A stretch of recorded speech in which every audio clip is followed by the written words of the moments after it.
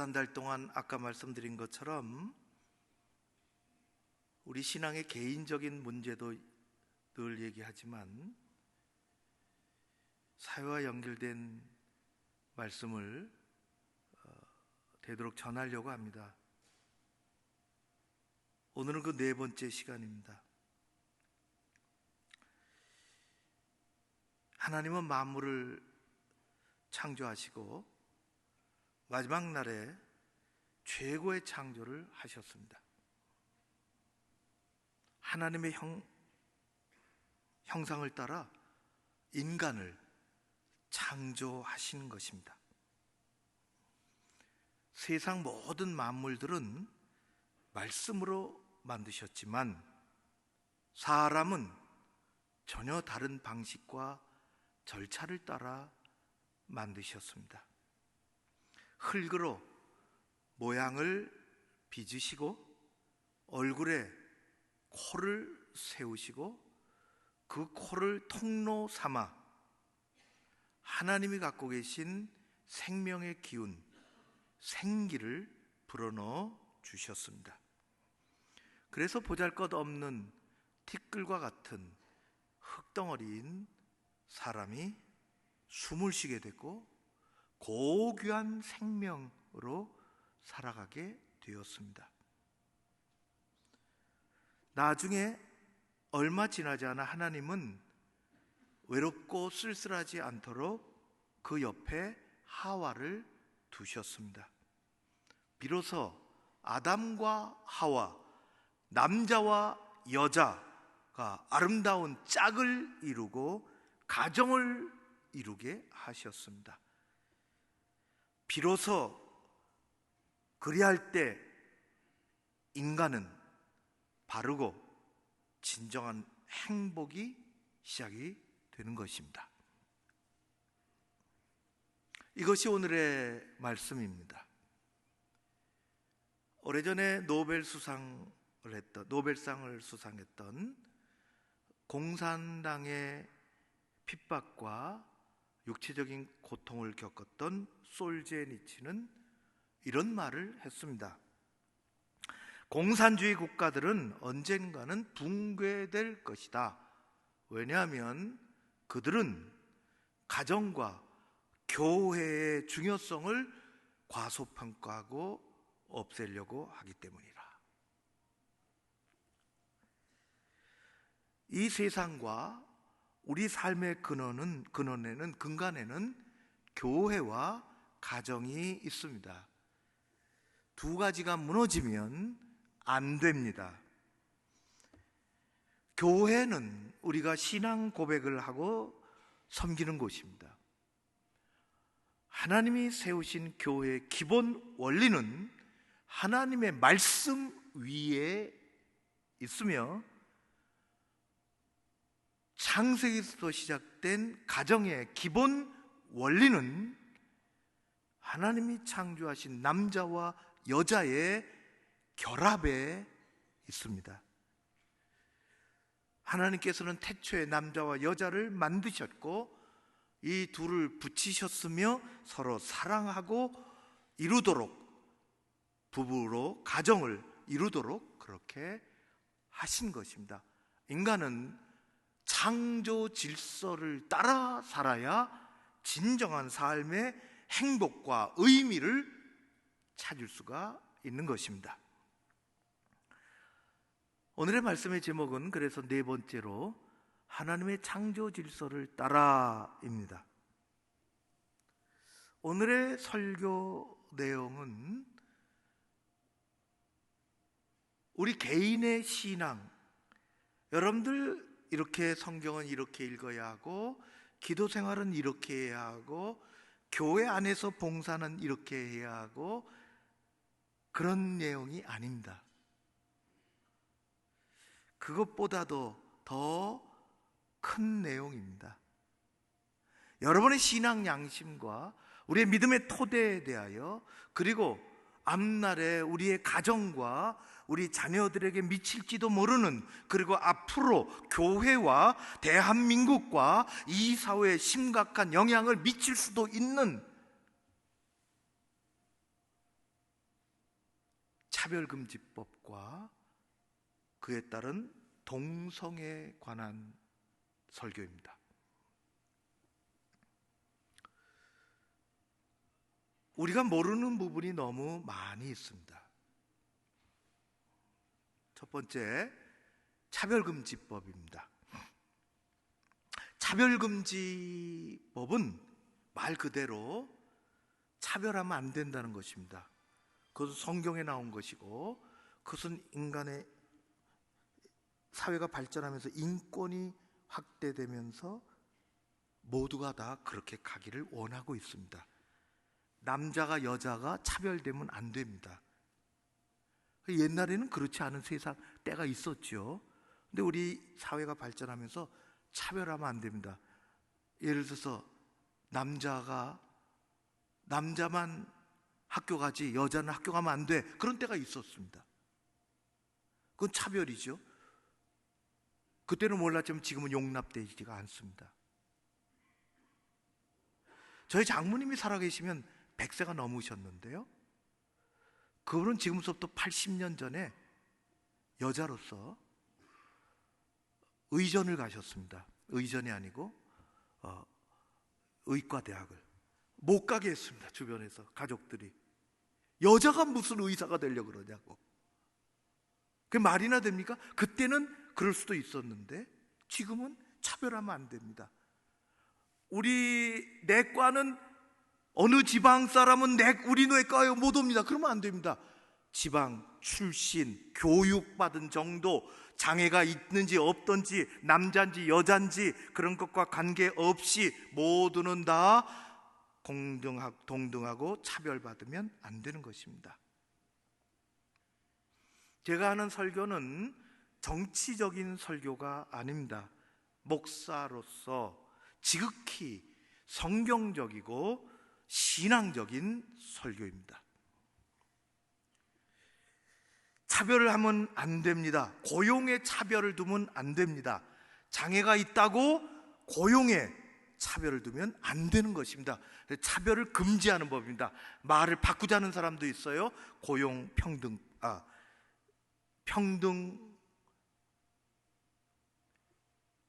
평등법으로 이 말을 이랬고, 지금도 그런 거 많이 있습니다. 장애인 고용 촉진법, 이것도 장애인은 차별하지 말라는 법이에요. 장애인 차별, 남녀 차별하면 안 된다, 그런 거 있잖아요. 피부색으로 차별하면 안 되죠. 우리 비행기는 10배 값을 줘도 우리 비행기는 유색인종은 타면 안 됩니다. 그건 차별하는 것입니다. 그거는 법으로 제재를 받습니다. 차별금지법은 좋습니다. 그렇게 해야 됩니다. 우리나라는 수십 종의 차별금지에 관한 내용들이 있습니다. 괜찮습니다. 그렇게 해야 됩니다. 우리는 그래야 서로 존중하고 서로 평등한 인권이 존중된 그런 사회에서 함께 행복하게 살아가는 것입니다. 여러분들 기억하실지 모르지만 꼭 2년 반 전에 문재인 정부가 개헌을 하려고 했습니다. 그 개헌은 내용이 복잡하고 저도 다 모르고 여러분들 다 모릅니다. 거기는 정치 구조도 있고 헌법 구조도 있고 많은 것들이 있는 중에 크게 사람들은 이게 등치가 크니까 그 안에 정말 우리와 관계된 뭐가 있는지를 모르고 지나갑니다. 살펴보는 사람만 압니다. 그 안에 있었던 한 가지가 있는데 그것은 양성평등이라는 말을 없애고 성평등이라는 말을 집어넣으려고 했습니다. 이게 무슨 상관이냐? 보통 사람들은 모릅니다. 양성평등과 성평등의 차이가 뭔지. 양성평등해야 된다, 남자와 여자가 평등해야 된다, 남자로 태어났기 때문에 이러고 여자로 태어나면 이러고, 그렇게 차별하면 안 된다. 그것은 천부적인 인권이고 중요한 것입니다. 필요합니다. 점점 그렇게 됩니다. 남자로 태어났고 여자로 태어나서 교육받을 권리, 고용될 권리, 서비스, 행정, 그 모든 일에 있어서 차별받으면 안 됩니다.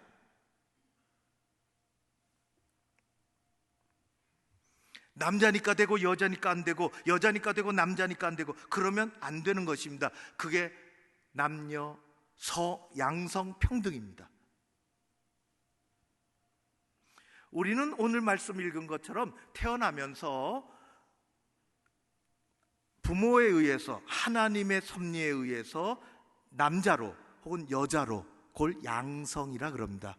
우리는 양성이라 그러죠. 옛날에 여러분들 기억하실지, 또 어디 가면은 뭐 잠깐 적는 것도 있잖아요. 비행기 타면서도 그렇고 어디 무슨 서류에도 그렇고, 거기 우리는 당신의 그 성별을 적어라. 그래, 둘 중에 하나죠.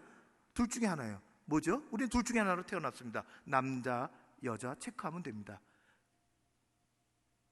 영어에는 우리는 섹스라는 말이 조금 어감이 좀 이상해요. 근데 영어에서는 그 우리가 가지고 있는 그런 어감이 아니라 섹스라는 말이 당신의 성별을 얘기하는 것입니다. 그래서 영어 문서 같은 데 보면은 거기는 섹스, 메일, 피메일, 내가 남자나 여자냐, 그거예요. 그게 양성입니다. 그거를 없애자는 게 성평등입니다.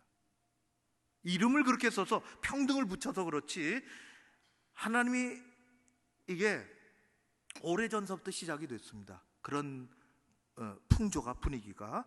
그런데 30년 전에 버클리 대학의 한 교수가 공산주의 이론에 이 사람의 성애를 넣습니다. 공산주의 이론은 유럽에서부터 시작이 됐죠. 유럽의 정신적인, 유럽 근대, 유럽 현대까지 유럽의 가장 정신적인, 사상적인 기초가 세 가지가 있습니다. 하나는 기독교라는 것입니다. 지금 많이 퇴색이 됐죠. 두 번째는 자유민주주의라는 것입니다. 세 번째는 막스 베버 얘기처럼 자유시장 경제입니다. 유럽에서부터 시작하려고 했던 공산주의는 이 세 가지를 무너뜨리려고 하는 것입니다. 그래서 공산주의와 교회는 같이 갈 수가 없습니다. 이 버클리 대학의 주디스 버틀러라는 사람이 이 공산주의 이론에 인간의 성을 갖다 붙였습니다. 그래서 나온 이론이 큐어 이론입니다. 큐어라는 말은 여러분들 들어보셨고, 그것의 핵심은 뭐냐? 성은 내가 선택한다는 것입니다. 간단하게 들리지 않습니다. 남자로 태어나서 나 여자입니다 그러면 너 여자가 아니고 남자야 라고 말하면 안 된다는 것입니다.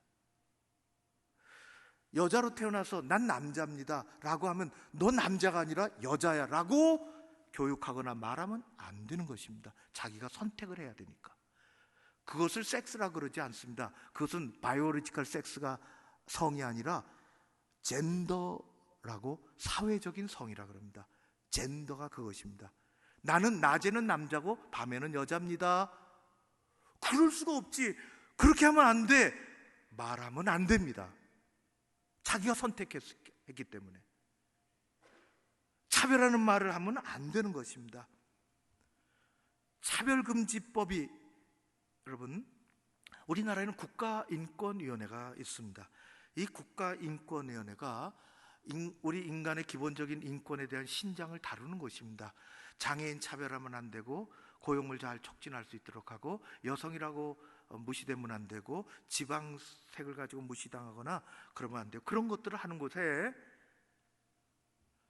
벌써 여러 차례 차별금지법을 제정하고, 최근에는 포괄적, 잘 들으십시오, 포괄적 차별금지법을 거의 제정을 하고 강력하게 권고합니다.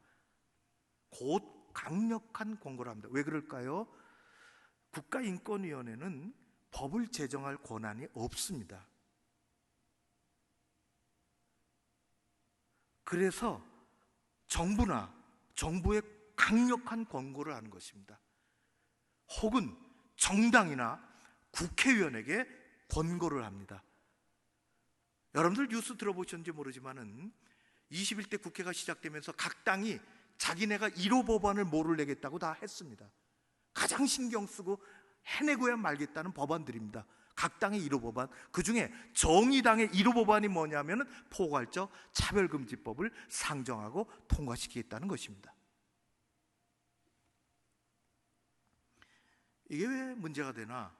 우리나라는 차별금지법 같은 법들이 많이 있습니다. 그 해당 사항에 대해서. 그런데 포괄적 차별금지법은 그 상관없이 뒤에 뭐가 있냐면 성적 취향, 자기가 자기 성을 선택한 사람에 대해서 잘못됐다고 말하면 차별이 된다는 것이 들어가 있습니다. 우리는 반대합니다. 왜 반대하는가?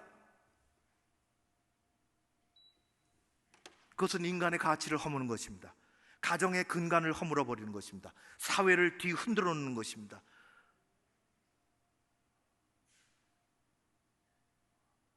우리 한국교회와 우리 교단은 동성애자를 혐오하거나 증오하지 않습니다.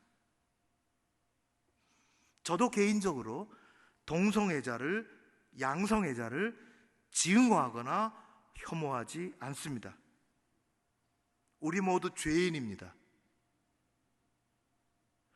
우리는 성경에 하나님은 죄를 미워하시지만 죄인을 사랑하고, 그래서 내가 죄를 고백하고 회개하고 하나님의 사랑의 근거 속에서 구원받고 하나님의 자녀가 되었습니다.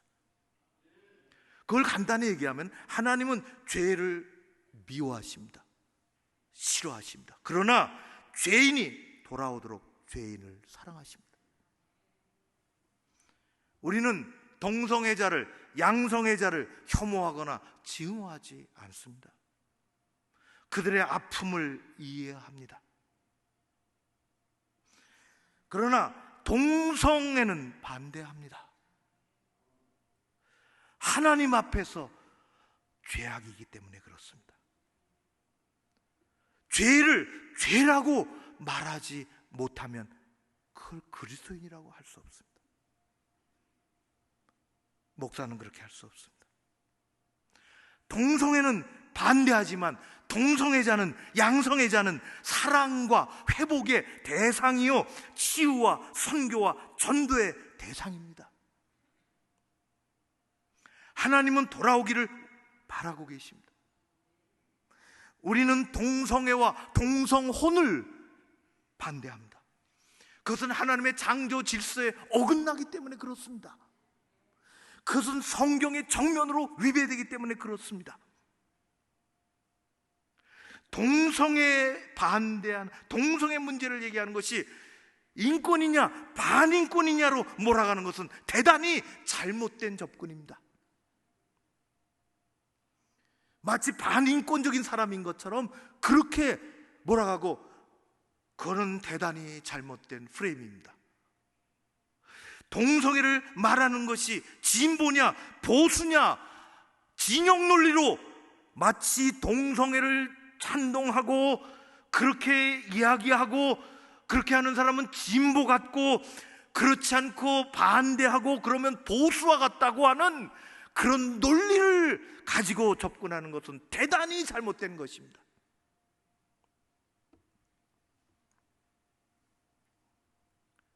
가만히 교회에서 아무 말도 안 하고 기도만 하면은 복음주의 같고 보수 같고, 목소리 내고 그러면 진보 같고, 그렇게 하면 교회에서는 안 되고, 그거는 아닙니다. 3.1운동 때 어떻게 했습니까? 기도만 했습니까? 치마 잘라서 태극기 그렸습니다. 그거 흔들려고 길거리로 뛰어나갔습니다. 그건 잘못된 것입니까? 하나님의 창조 질서에 한 나라의 자유를 억압하고 나라를 속국으로 삼으려고 하고 모든 물자와 사람을 수탈해 나가는 그것이 잘못됐다고 외치는 것이 잘못된 것이 아닙니다. 얼마 전에 국가인권위원장, 최영애 위원장이, 그분들의 권력은 대단합니다. 인권위원들 세 분하고, 제가 하나, 둘, 셋, 네 분하고 한교총을 방문했습니다. 교계 이야기를 듣겠다고 방문한 것인데, 교계 이야기를 듣고 뭘 반영할 리는 없다고 저는 판단합니다. 그냥 교계도 방문했다. 여러 가지 이야기가 나온 중에 다른 교단에, 저도 그 자리에 있었는데 배석을 했는데, 다른 교단의 총회장이 중간에 자신의 이야기를 꺼냈습니다. 아들이 미국에서 살고 거기서 자리 잡고 이민 생활을 하면서 손녀를 낳습니다. 아들이 딸을 낳고 손녀가 생겨서 초등학교 다니는데, 그 얘기를 가만히 들으면서 나도 손녀 보고 싶다, 그런 생각이 들었습니다. 만나지 못하니까 보고 싶으니까 카톡으로 영상통화를 가끔 한다. 할아버지 안녕하세요. 손녀가 그렇게 나와서 할아버지한테 이런저런 얘기하는데, 초등학교 다니는 손녀가 하는 얘기가 담임선생님이 여선생님인데 너무 좋아하는 거예요. 부모 얘기도 그래요. 담임선생님이 너무 왜 예쁘고 발랄하고 착하고 잘 돌봐주고 친절하고 쏙 빠져요. 뭐라고 얘기해도 듣는. 그러면서 손녀가 할아버지에게 이야기합니다. 그런데 우리 선생님이요, 여자하고 산대요. 여자하고 결혼했대요. 할아버지, 동성애가 뭐예요? 그래도 돼요? 애는 판단이 안 쓴 거예요. 선생님이 좋으니까 그게 좋아 보이는 겁니다. 그래도 되는 줄 알아요. 거기까지 이야기를 하더니 앞에 앉아있던 인권위원 한 사람에게 물었습니다. 그 목사님이, 자녀가 있으십니까? 예, 있습니다. 혹시 결혼했습니까? 결혼했습니다. 혹시 손자가 있습니까? 손자 없습니다. 아직 없습니다. 위원님, 손자가 괜찮아요? 동성애하고 여자가 여자하고 결혼하고 자기 딸, 손녀가 여자인데 그렇게 물으면 괜찮다고 당신은 손자가 있으면 그렇게 대답하시겠습니까?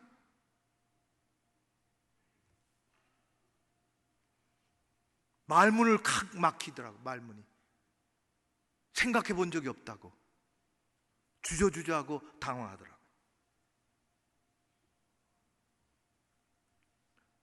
여러분, 남의 얘기하는 것 같고 우리의 이야기가 되면 그것은 판단이 달라지는 것입니다. 동성애 발언, 반대 발언을 하거나 차별하면 안 된다고, 그것은 법적인 제재에 걸린다고, 그런 법을 제정하는 것은 대단히 무서운 일입니다.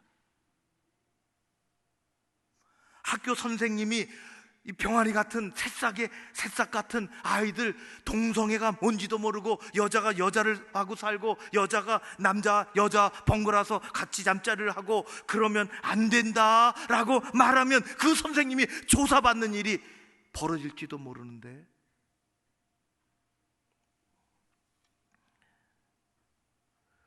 단도직입적으로 누가 물었어요. 위원장에게, 목사가 강단에서 동성애가 죄입니까? 말하면 조사받습니까? 붙잡혀갑니까? 벌금 냅니까?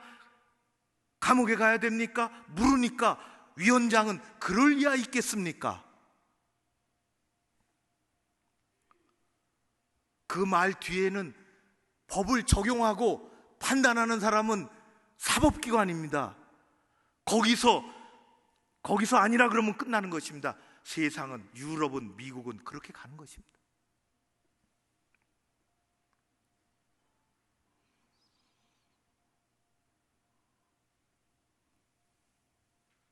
인권을 무작정 눈 감고 소수니까 보호해야 된다. 그것은 다수에 대한 심각한 역차별로 다가올 수 있습니다.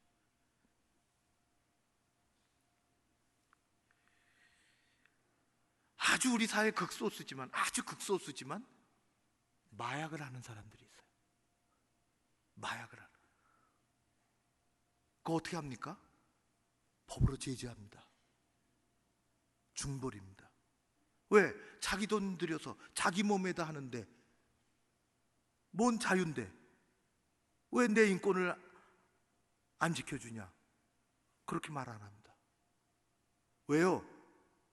그것은 인간성을 파멸시키는 거, 개인을 무너뜨리는 거고, 그 개인이 속해 있는 가정과 공동체를 무너뜨리고, 더 나아가서는 우리 사회를 혼란하게 빠뜨리고 국가의 근간을 무너뜨리는 일이기 때문에, 모두가 공멸하는 일이기 때문에, 그것은 개인이 자기 돈을 들여 자기 몸에 투약을 한다 해도 그것은 법으로 엄격하게 제재하는 것입니다. 그래서 누구도 마약이 잘못됐다고, 마약을 하면 안 된다고 말하는 것을 처벌하지 않습니다. 그렇게 해야 하는 것입니다.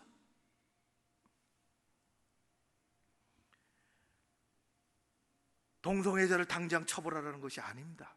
지금도 아무 일 없습니다. 괜찮습니다. 그냥 합니다. 자기 몸을 자기가 결정한다는 그 속에서 그냥 지나가고 있습니다. 단지 그것이 잘못됐다고 말하는 것을 제재하려고 하는 법을 제정한다는 것은 대단히 위험한 사회로 가는 것입니다. 그런데 그게 포괄적 차별금지법이라는 큰 속에서 한쪽에 있는 거예요. 여러분, 우리가 코로나 얘기하면 너무 가슴이 아픕니다. 여러분들 얼마나 힘들어요. 자, 그런 얘기보다 지난 5월 연초에 연휴가 끝나고 폭발을 해서 지금 그 연장선상에 있습니다. 이태원 클럽. 저는 주말이면 그렇게 전국에서 모이는지 몰랐어요. 그것이 그렇게 있는 것도 몰랐습니다. 어마어마한 인원들이 이태원 클럽, 홍대 클럽에 다는 아니지만 동성애자들만 들어가는 클럽이 따로 있답니다.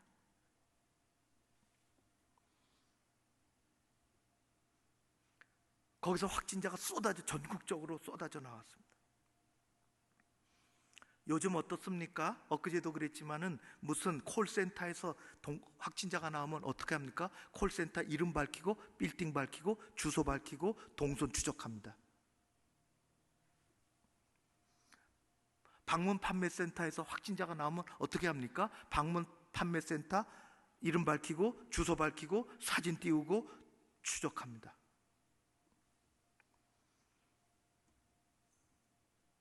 학교에서 나오면 어떻습니까? 학교 이름 밝히고 주소 밝히고 추적합니다. 교회도 마찬가지지 않습니까? 그게 잘못됐다는 것이 아닙니다. 교회도 교회 이름 밝히고 주소 밝히고 샅샅이 뒤집니다. 괜찮습니다. 그렇게 해야 됩니다. 그런데 왜 동성애 클럽에서는, 그런 클럽에서는 무더기 확진자가 나와도 이름 안 밝히고 덮으려고 합니까?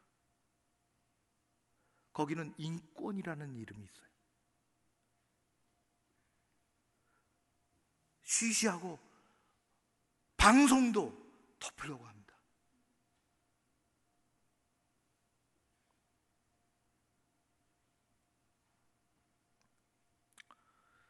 우리나라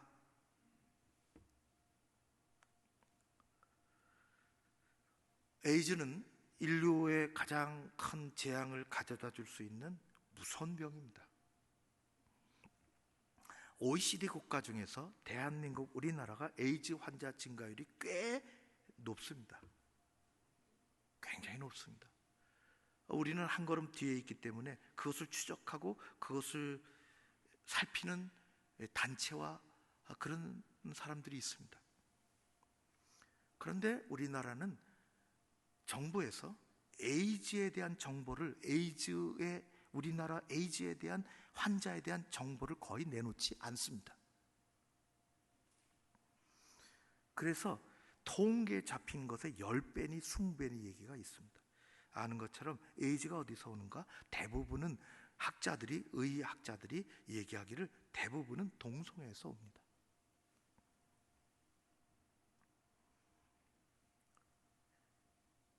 대도시에 퀴어 축제가 있습니다. 아주 이상한 복장을 하고 이상한 행위를 하고 성의 해방을 외치고 자기 결정권을 얘기하고 이것을 재미있는 문화로만 봐야 될까요?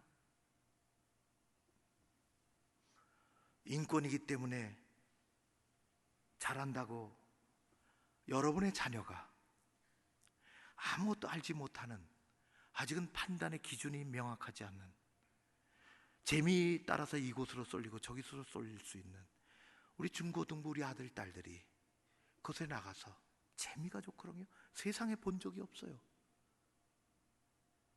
따라가면서 거기에 무비판적으로 노출이 되고 영향을 받는다면 어떻게 하시겠습니까?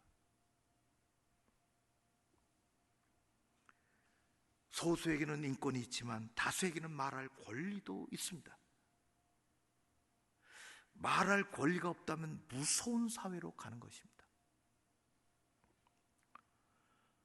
성경의 창세기의 소돔과 고모라는 신앙을 가지고 있는 아브라함과 롯이 헤어질 때 조카 롯은 소돔과 고모라가 보기에 정말 좋았다고 했습니다.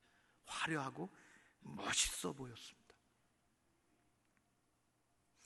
그러나 얼마 가지 못해서 하늘에서 불의 심판이 내렸지요. 먹을 것이 없어서 기근이 와서, 물자가 부족해서, 다른 나라가 침략해서 아닙니다. 성경을 읽어보십시오.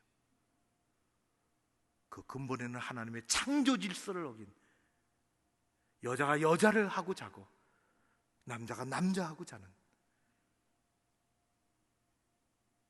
그것이 깔려 있습니다. 모든 것을 소수 차별하면 안 된다는 하나의 잣대로 우리의 전반적인 삶을 재단하면 안 되는 것입니다. 인간은 원초적으로 우리 안에는 하나님이 주신 생명과 존엄함과 존엄한 가치가 들어가 있습니다. 우리는 모두 하나님 안에서 동등하게 창조되었습니다. 그래서 차별하지 않습니다. 어느 지방 출신이라고, 어느 가문 출신이라고, 피부색이 어떻다고, 교육 정도가 어떻다고 차별하지 않습니다. 하나님은 동등하게 창조하셨습니다. 그런 우리들은 창조 질서를 따라 살아야 하는 것입니다. 그래야 인간의 가치가 지켜지고 참된 행복이 찾아오는 것입니다. 결론을 맺겠습니다.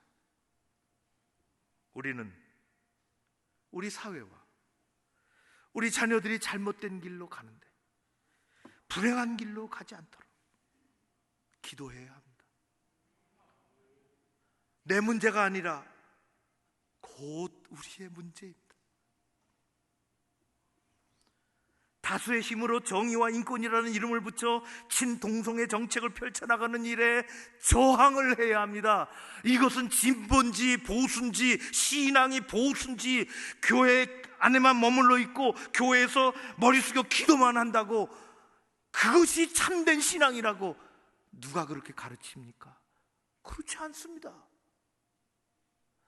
교회를 지켜내려고 공산당 앞에서 나는 예수 믿는다고, 교회는 그거 아니라고, 교회가 불타도 행동으로 옮긴 사람들이 있습니다. 일제 앞에서 나라를 지켜내려고 행동으로 옮긴 사람들이 있습니다.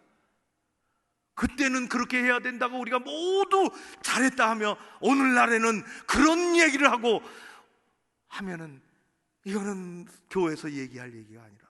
누가 지킵니까? 교회를 누가 지킵니까? 교회 가치를, 우리 자녀들의 삶을. 저는 정치 얘기하는 것이 아닙니다. 보수와 진보 얘기하는 것이 아닙니다. 하나님의 가치를 이야기하는 것입니다. 하나님의 창조 질서를 그리스도인이 지켜야 되는 것입니다. 잘못된 길로 가면 막아내야 되는 것입니다. 그것이 우리나라를 바른 나라로 지키고 교회와 우리 다음 세대를 바르고 굳건하게 지켜나가는 일임을 우리는 믿습니다. 기도도 하고 행동도 해야 합니다. 기도하겠습니다. 고마우신 아버지 하나님, 코로나 때문에 우리가 하루도 편할 날이 없습니다. 그래도 우리 살아가는 교우들을 한 사람 한 사람 다 지켜주시고, 어렵사리 살아가는 중에도 주님 위로해 주시고, 교회 와서 말씀 듣고 기도하고 함께 나아갈 수 있도록 인도해 주신 것을 감사드립니다. 하나님 아버지, 우리가 무관심하고 모르는 가운데 세상에 떠내려가지 않게 하여 주옵소서. 아버지 하나님, 큰 것에 묻혀서 잘못된 것이 파묻혀 지나가 그것이 우리의 미래를 결정하지 않게 하여 주시옵소서. 아버지 하나님, 우리 대한민국을 편케 하시고 우리 교회, 우리 자녀손들, 우리의 삶 하나님께서 이끌어 주시며 기도하고 행동하는 저희들이 되게 하여 주시옵소서. 예수님 이름으로 기도하옵나이다. 아멘.